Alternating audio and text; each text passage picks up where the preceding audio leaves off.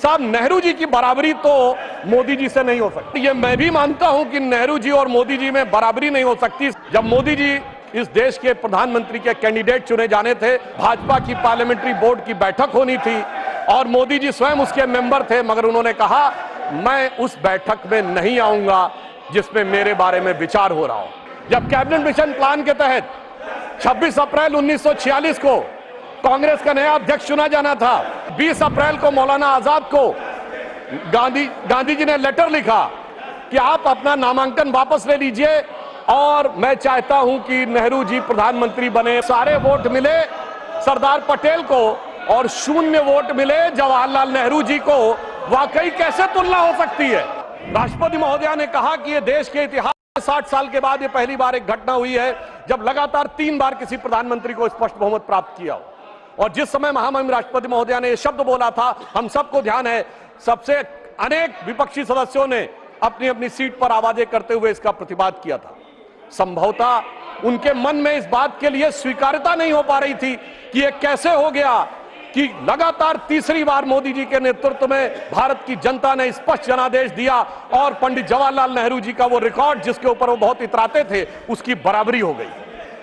मगर हमारे बहुत से विपक्षी सदस्य कहते हैं कि साहब, नेहरू जी की बराबरी तो मोदी जी से नहीं हो सकती। तो सभापति महोदय, मैं आपके माध्यम से कहना चाहता हूं कि तीसरी बार मोदी जी चुन के आए हैं और ये मैं भी मानता हूं कि नेहरू जी और मोदी जी में बराबरी नहीं हो सकती। इसलिए तीसरी बार आने पे मैं सिर्फ 3 बिंदु दूंगा जिस पर हम मानते हैं कि नेहरू जी और मोदी जी की बराबरी नहीं हो सकती। नंबर 1, जब मोदी जी इस देश के प्रधानमंत्री के कैंडिडेट चुने जाने थे, सभापति महोदय, मुझे आज तक याद है 13 सितंबर 2013 शाम 6 बजे भाजपा की पार्लियामेंट्री बोर्ड की बैठक होनी थी और मोदी जी स्वयं उसके मेंबर थे, मगर उन्होंने कहा मैं उस बैठक में नहीं आऊंगा जिसमें मेरे बारे में विचार हो रहा हो। यह होता है नैतिकता के आधार के ऊपर निर्णय।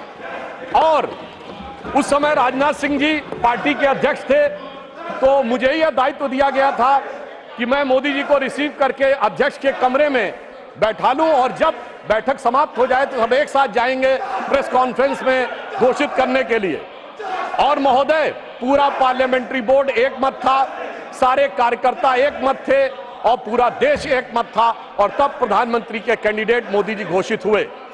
उधर पंडित जवाहरलाल नेहरू, जब कैबिनेट मिशन प्लान के तहत 26 अप्रैल 1946 को कांग्रेस का नया अध्यक्ष चुना जाना था और उसके लिए कांग्रेस वर्किंग कमेटी की बैठक होनी थी और 20 अप्रैल को मौलाना आजाद को गांधी जी ने लेटर लिखा कि आप अपना नामांकन वापस ले लीजिए और मैं चाहता हूं कि नेहरू जी प्रधानमंत्री बने। परंतु इसके बावजूद उस बैठक के अंदर क्या हुआ, इसका रिकॉर्ड आचार्य कृपलानी ने अपनी किताब Gandhi his life and thought, Maulana Azad ने अपनी किताब India wins freedom, Rajmohan Gandhi ने अपनी किताब सरदार पटेल और उस समय के सबसे प्रख्यात पत्रकार दुर्गादास ने अपनी किताब India from Curzon to Nehru and thereafter में लिखा है कि 1 वोट मिला पट्टाभी रमैया को और शायद 1 या 2 वोट मिले आचार्य कृपलानी को, शेष सारे वोट मिले सरदार पटेल को और 0 वोट मिले जवाहरलाल नेहरू जी को।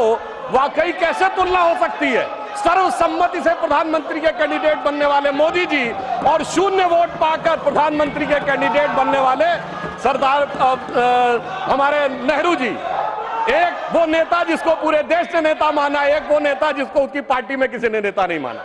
इसलिए वाकई तुलना नहीं हो सकती। बल्कि मैं तो कहना चाहूंगा, आज खड़गे जी अध्यक्ष बनना था तो सोनिया गांधी जी की इच्छा थी तो सारे डेलीगेट्स ने खड़गे जी को वोट कर दिया और शशि थरूर जी ने नामांकन वापस कर लिया। उस समय गांधी जी की इच्छा के बावजूद किसी ने नेहरू जी को वोट नहीं किया, तो मैं कह सकता हूं आज खड़गे जी की स्थिति उस समय के नेहरू जी से बेहतर है।